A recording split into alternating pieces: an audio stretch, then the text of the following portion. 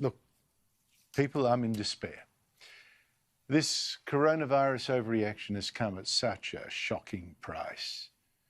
Today's Bureau of Statistics figures, what have our politicians done?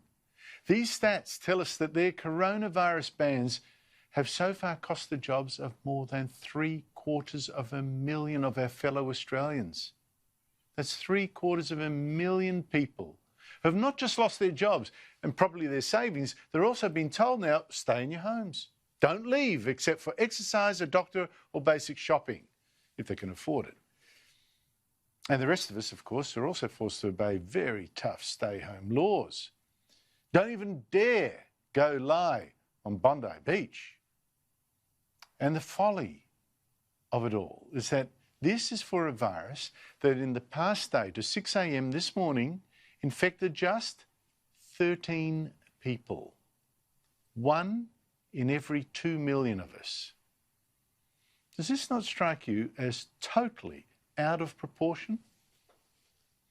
Today I read a story. Our stockpile of ventilators for coronavirus victims is now 3,000, with thousands more coming, which is wonderful news. I mean, we were told we're going to run out, people would be dying, needing something, no equipment, except hang on.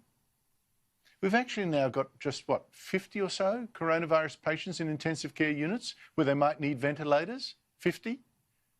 Most of these new ventilators are just filling up storerooms, unused. Politicians are now fighting a health crisis that is nothing as big as they imagine. And even some very senior doctors are now wondering, crisis? Dr. Warwick Butt is the Director of Intensive Care at Melbourne's Royal Children's Hospital. And he says, yes, of course they had to prepare for this virus. I mean, we didn't know what was coming, did we? But now looking around, he's told the Herald Sun, a number of patients in the beds, the number now, normal. And said, hang on. He points out that the United States last year, there were 38 million cases of the normal flu and around 80,000 deaths there. Did you hear anything about it? In fact, last year, 900 Australians died of the flu. 900. With no media fuss, no stay-home laws, nothing. This coronavirus hasn't killed 900 Australians. It's killed just 72. A person in her 90s died today. Yet look at the utter devastation that our politicians have caused by their overreaction. I mean, going back to Warwick Butt, that ICU boss. Yes, this coronavirus is deadly. And yes, there is no vaccine and we need to be careful. But he says what we are seeing here is the media and internet spreading information, and anxiety and concern escalates. But actually, when you look at the mortality rate, it's probably not worse than the flu. I mean, it hits you harder than the flu, that's true, but the mortality rate will probably turn out to be less than the flu, or about the same. But our politicians will not say that truth. Now, sure, we have actually kept deaths from the coronavirus down to much less than the flu due to some of the bans, but other bans are now so extreme that this cure is turning out to be worse than the disease. But again, politicians are too scared to tell you that truth. When you see the abuse and the Twitter rage, and an economist who did say that last night on the ABC, you can understand why politicians are cowards. People in nursing homes who can be quarantined, yes, we should protect them. That doesn't mean that, we shouldn't be thinking as well about other human welfare costs. Even with a very, very extreme epidemic in Australia, we are still potentially better off not having an economic lockdown in the first place because of the incredible effects that you see, not just in a short-run way, but in many, many years to come. How can you say that? How can you say that? Like, we're avoiding what's happened in the UK, what's happening in the US. The idea of having our ICUs overrun, our healthcare workers dying as well, is just the most horrible thought. It's horrible. It's horrible either way.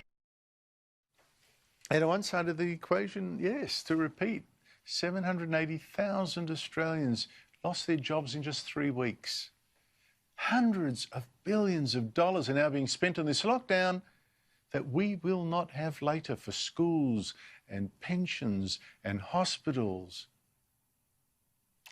And our politicians just don't seem to have the courage to face up to the fact that this coronavirus crisis was exaggerated, that there was no way that 150,000 of us would die, like Victoria's Chief Health Officer was warning the other day.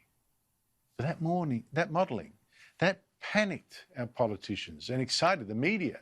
Now our leaders are too scared to relax the bans that are hurting us more than helping. Sure, the National Cabinet of federal and state leaders did today finally agree to end some of the bans on elective surgeries.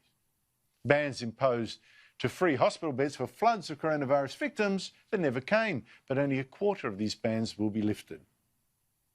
Today we agreed to lift restrictions on elective surgery after Anzac Day, after the long weekend. We will be easing the restrictions on the following areas, and that is all Category 2 or equivalent procedures in the private sector, and selected Category 3 and other procedures, which includes all IVF, post-cancer reconstruction procedures such as breast reconstruction, dental and level 2 restrictions, such as fitting dentures, braces, non-high-speed drilling and basic fillings, all procedures for children under the age of 18, all joint replacements including knees, hips and shoulders, all cataracts and eye procedures, all endoscopy and colonoscopy. Now that's great, yeah, but I thought it could have been easily done last week, and the Prime Minister still keeps refusing to give up on any of the stay-home rules. Still refuses to accept that with just 13 new infections in the past day, that it is ludicrous to talk of a month more of all these bans at least. We are still very much in the middle of combating this terrible virus. It means we need to stick to our plan. No. That plan was based on a false premise, on false modelling. We can all see that now. But no one will admit it. No one who counts. Meanwhile, Australians pay the price of this stubbornness, like the 780,000 Australians who've just lost their jobs, or the students who can't go to school, or the families going crazy, locked up in their homes for weeks. What has happened to us, to our reason?